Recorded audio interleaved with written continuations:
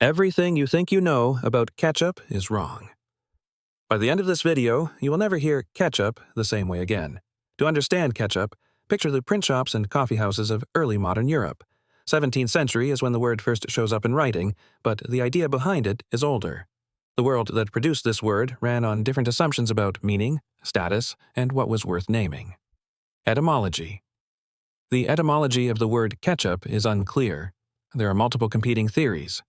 Amoy theory, a folk etymology, is that the word came from the Amoy, Xiamen region of China into English as a borrowed word qieji, Cantonese meaning tomato sauce. The character means eggplant. Tomato in Chinese is, so the phrase translates to foreign eggplant sauce. Another theory is ka. The trail starts with older European tongues. Thomas Ashbery, a pamphleteer, used the earliest known form of ketchup in 1718 in London. He didn't use it the way we do.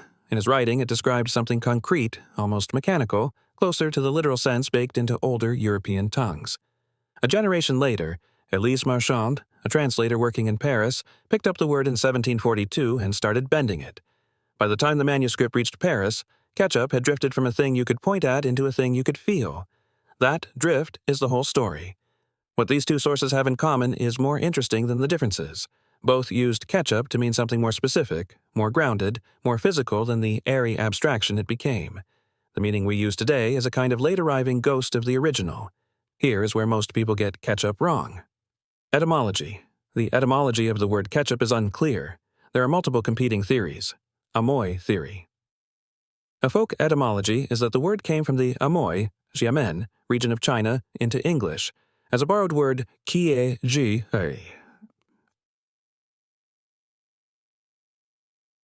Cantonese, meaning tomato sauce, and the character means eggpla. This isn't a small error. It changes what the word is doing in a sentence. Once you see the original meaning, the modern uses look like echoes, fragments of something the early speakers would have understood instantly, and we have mostly forgotten. The old meaning hasn't disappeared. It hides in plain sight. Listen for it the next time someone uses ketchup in a context that feels slightly off, slightly more loaded than they realized. That extra weight is the historical residue. It is the part of the word that Thomas Ashbery would still recognize. If this changed how you hear ketchup, subscribe. Next video, another word you have been using wrong, and this one is worse.